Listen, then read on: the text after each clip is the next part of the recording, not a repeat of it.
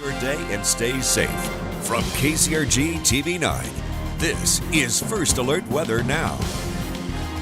Hey, welcome folks to the Tuesday night edition of KCRG's First Alert Weather Now. I'm meteorologist Thompson. And I'm meteorologist Hannah Messier. Thanks for joining us again. And tonight we will get into the details of your First Alert forecast throughout the week, which is looking pretty good for the most part, but there are a couple of wrinkles, and one of those wrinkles is coming from the tropics. Yes, that's right. We're watching Tropical Storm Helene, and its remnants may impact eastern Iowa. And weather has so many questions to be answered to deal with it, and we have one of those questions coming up later tonight too that you're going to give an answer for. That's right. Another kid has asked us a weather question, and we'll make sure to answer it. And that'll be in your Weather Wise. But first, what you need to know as you head out the door this evening, it's going to stay pretty quiet out there across eastern Iowa. There are a few light showers still left over after a few developed during the day, but luckily those will diminish, and it leads into what should be a stretch of some really nice weather.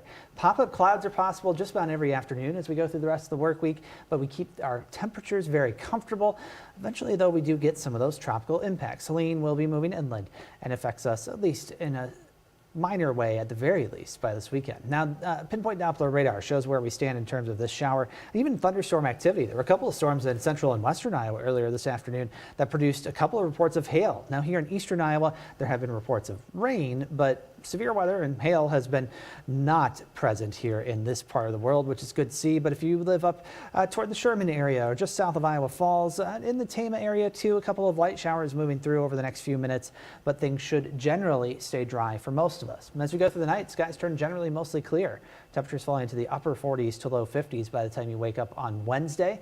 So another cool start to the day, which has been welcome, I think, for a lot of folks around eastern Iowa after those somewhat warmer days last week.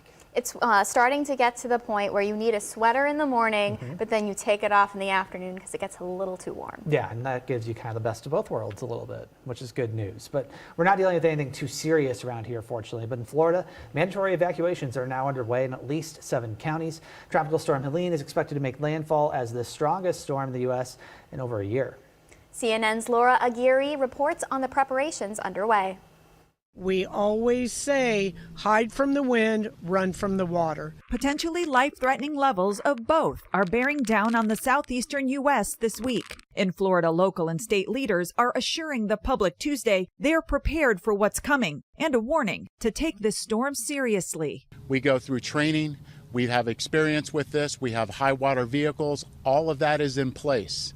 The question is, are you in place? Are all your plans ready to go? Helene is expected to rapidly intensify over warm Gulf waters, on track to make landfall on Florida's northern Gulf Coast late Thursday, possibly as a Category 3 hurricane. The Big Bend and Panhandle should be especially prepared for a direct impact. This hurricane will have tropical storm force winds in excess of 250 miles from the center. Florida's Emergency Management Executive Director says those winds will encompass the state's entire western coastline and stretch to the Atlantic side across most of the peninsula. Go ahead, get those preparations done today. Make sure your entire family knows that disaster plan and what they should do. The Tampa to Big Bend area was hit hard last summer by Hurricane Idalia, which roared ashore as a Category 3 in late August with record-breaking storm surge and devastating property damage. This potentially could be even more powerful than Idalia.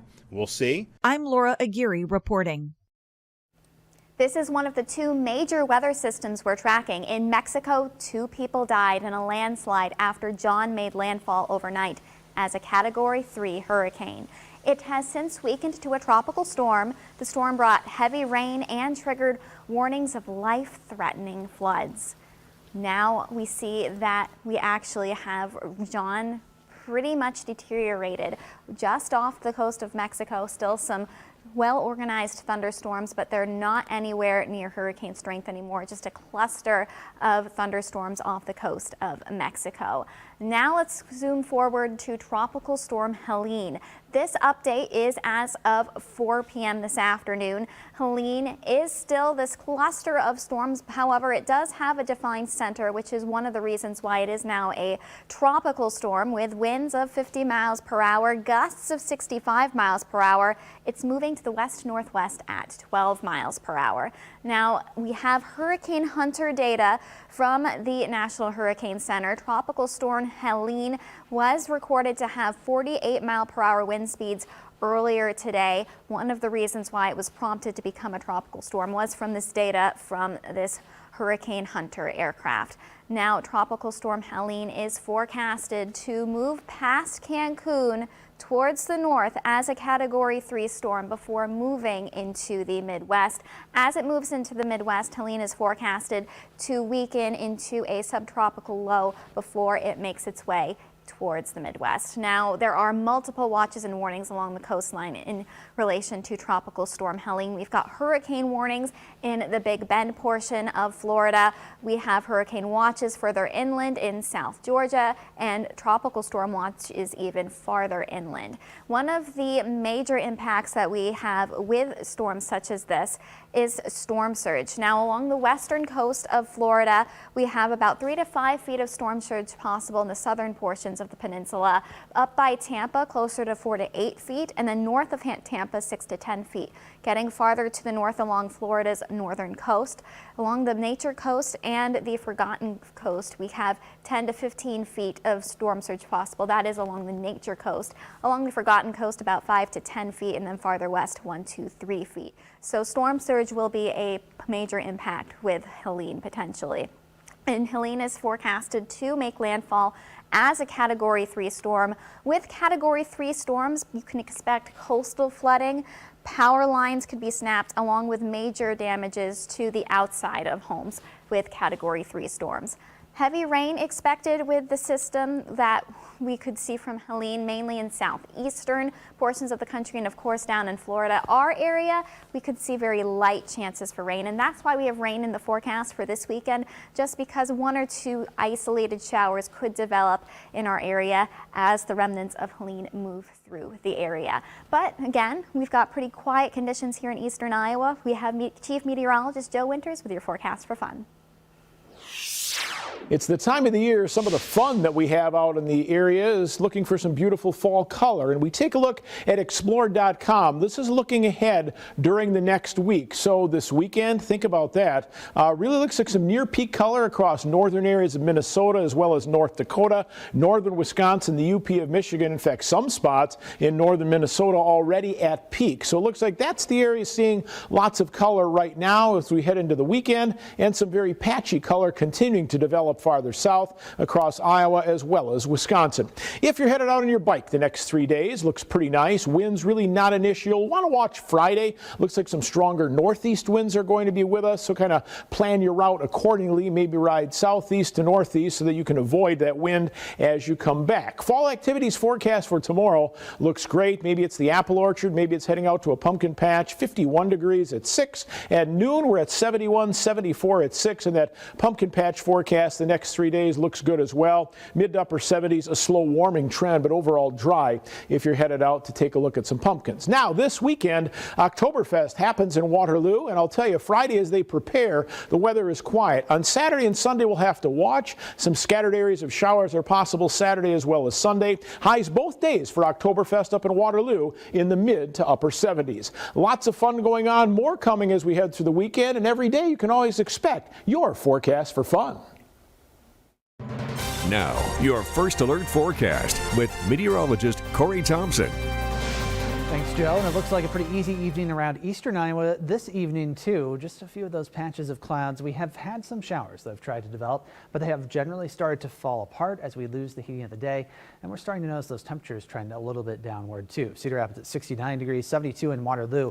Winds are a little bit variable. Some places very light, some much more noticeable from the west at about 10 to 15 miles per hour.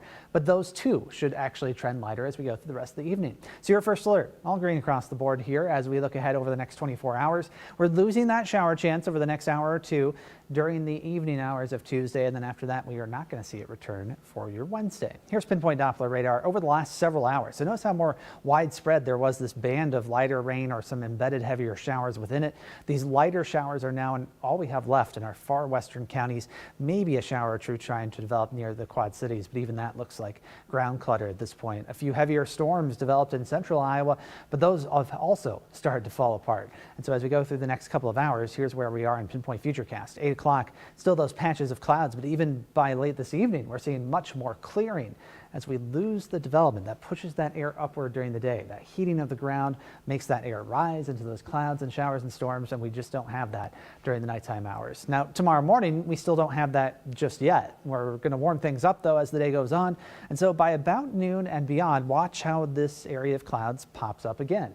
But this time we just don't have as much moisture in the atmosphere either, and so that's going to prevent these clouds from developing into those showers and storms again, and instead we'll see those pop up, stick around for a handful of hours, and then by tomorrow evening we're right back where we started with mostly clear skies, and that continues into the latter portions of Wednesday night as well. Your first alert forecast for tonight features temperatures that will be in the upper 40s to low 50s. 49 in Decorah, 50 in Iowa City. This is comfortable and cool and dry, much like we've seen the past few mornings, with mostly clear skies expected. Mostly sunny is how we'll characterize it tomorrow, but again, remember those pop-up clouds in the afternoon. Mid to upper 70s, 77 in Charles City and Washington. Our normal high, of course, is still 71 degrees. So today was pretty close to that. Tomorrow will be a little bit above it. Now, as Hannah mentioned about Helene, it will be headed our way, at least in terms of giving us some impact by later this week. Here's the center of the leftover low pressure by the time we get toward this weekend. So Saturday morning, rain falling in Missouri, Arkansas, up along the Mississippi and Ohio rivers. But here in eastern Iowa, we're talking about light showers at most. The bigger impact may be cloud cover that we see into the weekend, and then a few more showers potentially trying to rotate in. But the trend here has been for the system to stay a little bit farther to the south and east. That leaves more of the state of Iowa dry, and that actually means that we could miss out on some of this potential rainfall. Now, one thing that you will notice is that increase in humidity. Mugginess goes from just the low 50s, which is barely noticeable as we go through the next couple of days, back to the 60s as we head toward the weekend, and that does make a little bit of a difference. So by then, we'll see our temperatures trend upward a little bit after today, and then stay there for a couple of days. But after that system gets through, yes, we do actually look forward to hopefully some cooler temperatures. If you're looking for something that feels a bit more calendar appropriate, then you only have to wait until we get toward the start of October. The first few days, at least at this point, do look a little bit cooler. That's the good news there. I think some folks are ready for that, to get that sort of fall-like feel a little more persistent.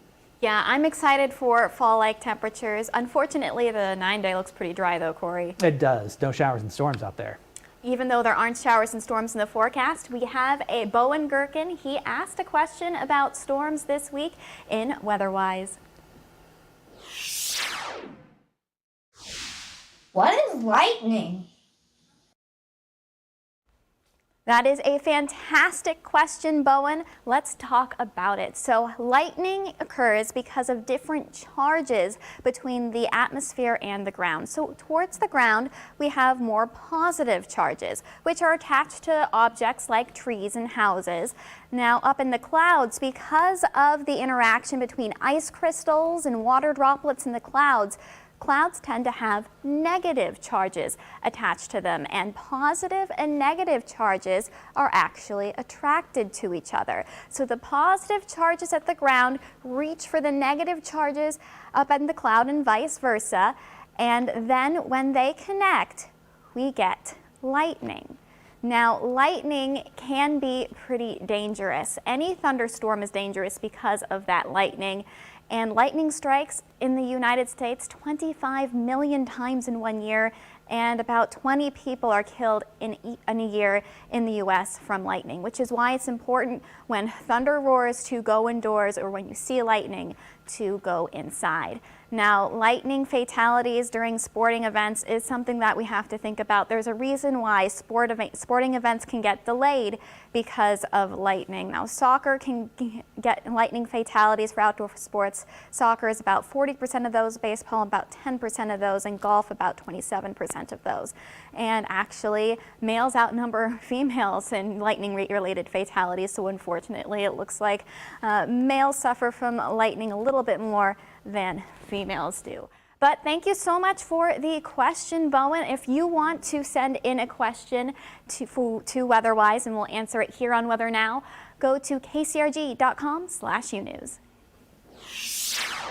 Thank you, Hannah, and great question from Bowen as well. And like we said, we don't have any sorts of showers and storms on our 9-day forecast. So if you're going to want to see some lightning sometime soon, you may have to travel elsewhere after today. We do have instead just very quiet weather continuing over the next few days. That does include today, as we're going to keep things very, very quiet indeed. I'm going to hit one button here so you're going to see this graphic flash for a second. There we go. Now we're talking about Wednesday. That's when we're going to see some more of those puffy cumulus clouds pop up. Now these are what some people refer to as fair weather clouds. They have those cotton ball-like appearances. They can grow upwards, and like today we saw them develop into those showers and storms. That's when they turn into towering cumulus clouds and then eventually cumulonimbus clouds. But when they're just like this, just those little flat ones, that just means that good weather is on the way. Now as we look ahead toward the weekend, we do have somewhat windier conditions arriving on Friday. That arrives with the possibility of some of those stronger wind speeds that you'll notice. That is because of the influence of the leftovers of Helene. We're going to start to feel those in terms of that wind. A little bit of rain again possible this weekend, but even if we do see those showers, rainfall amounts likely to stay fairly light. You can see only maybe a couple of tenths of an inch of rain. Heaviest rain stays off to our southeast and probably farther southeast than that, where things will remain a little bit wetter. Now next week, 60s may be the best we can manage next Wednesday, but notice the difference between that and what we saw over the weekend when we were stuck in the 60s. Instead of widespread clouds and some showers, instead we're calling for mostly clear skies with a lot of sunshine. That is a sign of fall if I've ever seen one, because usually when you get those cooler temperatures late in the summer, it does require that cloud cover. This time, if we're seeing 60s with sun, that means some really cool air is moving in. Right, we were talking about earlier today in the weather lab, how that's indicating some cooling conditions, changes in the season, and we'll see more of that as we head into the next several weeks. Yeah, it's inevitable. It's coming whether you like it or not. Yeah, that's really true. Yeah, and thanks for joining us again tonight on First Alert Weather Now. We will be back again tomorrow night at this exact same time. Hope you have a great night.